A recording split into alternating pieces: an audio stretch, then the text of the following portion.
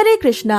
आज के इस वीडियो में हम आपको बताएंगे कि कैसे करें कार्तिक मास की रमा एकादशी 2025 व्रत का पारण। क्या होगा रमा एकादशी व्रत को खोलने का सही समय और सही तरीका, क्या होगी रमा एकादशी व्रत को खोलने की पूरी पूजा विधि, और इस एकादशी व्रत को खोलते समय क्या गलतियां आपको भूल से भी नहीं करनी है। तो ये सब जानना चाहते हैं तो वीडियो अंत तक जरूर देखें। रमा एकादशी का व्रत रखकर भगवान श्री हरि विष्णु की विशेष पूजा की जाती है। रमा एकादशी का व्रत करने से व्यक्ति के जीवन में धन समृद्धि की वृद्धि होती है और इस जन्म के खत्म होने के बाद ऐसा जीव वैकुंठ लोक को प्राप्त करता है। ये एकादशी धन समृद्धि पाने के लिए अत्यंत शक्तिशाली मानी गई है, क्योंकि ये एकादशी रमा यानी माता महालक्ष्मी को समर्पित होती है। साथ ही ये एकादशी धनतेरस के त्योहार से ठीक पहले आने के कारण और भी अधिक विशेष और पुण्यदायी बन जाती है, क्योंकि धनतेरस पर महालक्ष्मी धन की वर्षा करने पृथ्वी पर आती हैं। साथ ही ये एकादशी जीवन के अंत के बाद सहज ही मनुष्य को वैकुंठ लोक भी प्रदान कर देती है और इस जन्म में उस व्यक्ति के जीवन को धन समृद्धि से भर देती है। जितना आवश्यक इस व्रत को विधि पूर्वक करना है, उतना ही आवश्यक है इस व्रत को सही समय पर खोलकर इसका संपूर्ण फल प्राप्त करना। इस रमा एकादशी का व्रत खोलने के लिए एकादशी की तिथि का समाप्त होना आवश्यक है। इस बार रमा एकादशी का व्रत 17 अक्टूबर को रखा गया है, इसलिए इस बार रमा एकादशी के बाद एकादशी की तिथि समाप्त हो रही है 17 अक्टूबर 2025 शुक्रवार को सुबह 11:12 तक। पर केवल एकादशी की तिथि खत्म होने पर ही एकादशी का व्रत नहीं खोलना चाहिए, क्योंकि नियम के अनुसार एकादशी के बाद शुरू होने वाले हरिवासर के समय में भी एकादशी का व्रत बिल्कुल नहीं खोलना चाहिए। इस बार रमा एकादशी के बाद शुरू होने वाला ये हरिवासर का समय समाप्त होगा 17 अक्टूबर 2025 शुक्रवार को शाम 5:30 बजे तक। यानी आपको 17 अक्टूबर को शाम 5:30 बजे तक भी अपना रमा एकादशी का व्रत नहीं खोलना है। द्वादशी की तिथि शुरू होने के बाद ही एकादशी का व्रत खोला जाता है। इस बार रमा एकादशी के बाद द्वादशी की तिथि प्रारंभ होगी 17 अक्टूबर 2025 शुक्रवार को सुबह 11:13 से, और ये द्वादशी की तिथि समाप्त होगी 18 अक्टूबर 2025 शनिवार को दोपहर 2:18 पर। आइए अब जानते हैं 18 अक्टूबर को द्वादशी के दिन पड़ने वाले सभी शुभ और अशुभ मुहूर्तों के बारे में, ताकि आप गलत मुहूर्त में अपना रमा एकादशी का व्रत ना खोल लें।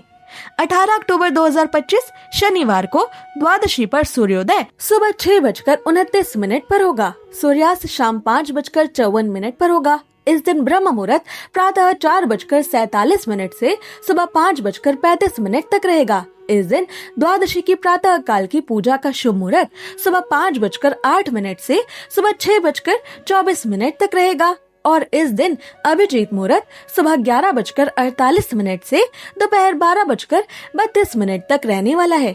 आइए अब जानते हैं 18 अक्टूबर को द्वादशी पर पड़ने वाले अशुभ राहु काल के बारे में, क्योंकि राहु काल के समय में भी रमा एकादशी का व्रत नहीं खोलना चाहिए, वरना आपका एकादशी का व्रत करना असफल हो जाता है। 18 अक्टूबर 2025 शनिवार को द्वादशी के दिन राहु काल सुबह 9 बजे से सुबह 10:30 बजे तक रहने वाला है। इस राहु काल के समय में भी अपना रमा एकादशी का व्रत ना खोलें, ना ही द्वादशी की पूजा करें। आइए अब जानते हैं रमा एकादशी व्रत के पारण का यानी व्रत को खोलने का समय। 18 अक्टूबर शनिवार को द्वादशी पर रमा एकादशी व्रत को खोलने का सबसे सही समय और शुभ मुहूर्त होगा सुबह 6:29 से सुबह 8:55 के बीच। 18 अक्टूबर को इसी तय शुभ मुहूर्त में अपना रमा एकादशी का व्रत खोलने से आपको रमा एकादशी व्रत करने का संपूर्ण फल प्राप्त होगा।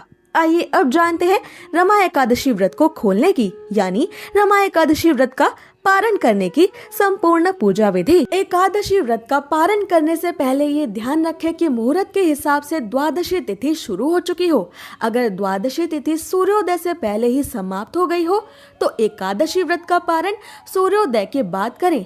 इस बात का खास ख्याल रखें कि द्वादशी तिथि के अंदर ही पारण ना करना पाप करने के समान होता है, इसलिए द्वादशी तिथि के शुभ मुहूर्त के अंतर्गत ही एकादशी व्रत का पारण करें, तभी आपको एकादशी व्रत का पुण्य मिलेगा।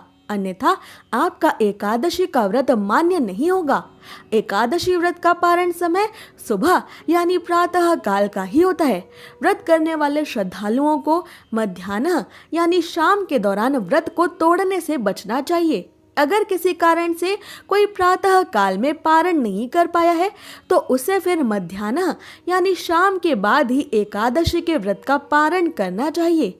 एकादशी के अगले दिन सुबह जल्दी उठकर पहले स्नान करके तुलसी देवी को जल अर्पित करें, क्योंकि गर्मी के समय में पूरे दिन बिना जल के रहने से तुलसी देवी सूख सकती हैं और एकादशी की 2 तिथियों पर तुलसी देवी को जल नहीं दिया जाता। इसलिए द्वादशी की तिथि पर सबसे पहले तुलसी देवी को जल देना आवश्यक है। फिर तुलसी महारानी को फूल चढ़ाएं और उनकी आरती करें। आरती करके उनकी 7 बार परिक्रमा करें। तुलसी देवी की रोज परिक्रमा करने वाले मनुष्य को कभी भी यमराज के दर्शन नहीं करने पड़ते। और अब विष्णु जी की पूजा के लिए तुलसी देवी के कुछ पत्ते ले लें। अब भगवान विष्णु को स्नान करवा के उनका पीले वस्त्रों से श्रृंगार करें, उनको पीले फूल और तुलसी पत्र चढ़ाएं। फिर भगवान विष्णु की आरती करें और आरती के बाद जाने अनजाने में एकादशी व्रत के दौरान आपसे हुई सभी छोटी बड़ी गलतियों की करुणामयी भगवान श्री हरि विष्णु से क्षमा मांगे। भगवान विष्णु से क्षमा मांगते हुए आपको ये मंत्र बोलना चाहिए। आह्वानम न जानामि विसर्जनम पूजाम चैव न जानामि क्षमस्व परमेश्वर मंत्रहीनम क्रियाहीनम भक्तिहीनम जनार्दन यत् पूजितम मया देव परिपूर्ण तदस्तु में। इस मंत्र को अपनी पूजा खत्म होने के बाद आपको 7 बार बोलना चाहिए। इसके बाद भगवान विष्णु से ये एकादशी व्रत स्वीकार करने की प्रार्थना करें। आइए अब जानते हैं कि क्या खाकर आपको एकादशी का व्रत खोलना चाहिए। द्वादशी के दिन भगवान विष्णु जी को घर पर सात्विक तरीके से बनाए गए पकवानों का ही भोग लगाएं। ये पकवान मीठे या नमकीन दोनों हो सकते हैं। यदि आप द्वादशी के दिन मीठे चावलों का भोग भगवान श्री हरि विष्णु को लगा सके तो ये और भी अधिक शुभ होगा, क्योंकि द्वादशी के दिन पीले या मीठे चावल खाना बेहद शुभ माना जाता है। एकादशी के व्रत में चावल खाने पर रोक होती है, इसलिए द्वादशी व्रत को खोलते समय चावल खाकर ही व्रत खोलने का नियम है। मान्यता है कि एकादशी के दिन चावल खाने से शरीर छोड़ने के बाद वो मनुष्य रेंगने वाले जीवों के रूप में जन्म लेता है, लेकिन द्वादशी को चावल खाकर एकादशी व्रत को खोलने वाला मनुष्य मोक्ष को प्राप्त करता है। आपको एकादशी व्रत का पारण करने के लिए पकाए जा रहे भोजन में गाय के शुद्ध देसी घी का प्रयोग जरूर करना चाहिए। ये सेहत के लिए भी अच्छा होता है और इसमें शुद्धता भी होती है। आंवले के पेड़ पर भगवान श्री हरि विष्णु का वास होता है, इस कारण आंवले का भी एकादशी के व्रत में विशेष महत्व माना गया है। इसलिए एकादशी व्रत का पारण करने के दौरान आप आंवला भी खा सकते हैं। आंवला खाकर एकादशी व्रत खोलना भी बहुत शुभ होगा। इससे आपको अखंड सौभाग्य, निरोगी स्वस्थ शरीर और संतान सुख की प्राप्ति होती है। आप द्वादशी के दिन एकादशी व्रत खोलने के लिए जो भी सात्विक भोजन बनाए उसी भोग और भगवान श्री हरि विष्णु को चढ़ाई गई तुलसी की पत्ती को पानी के साथ लेकर ही अपना व्रत खोलें। पर ये ध्यान रखें कि एकादशी व्रत का पारण किसी मीठी चीज से भी किया जा सकता है। व्रत के पारण के लिए आप भगवान श्री हरि विष्णु को भोग में मिठाई और मौसमी फल भी दे सकते हैं। पारण के भोजन में सेम की सब्जी खाने का भी विशेष महत्व माना जाता है।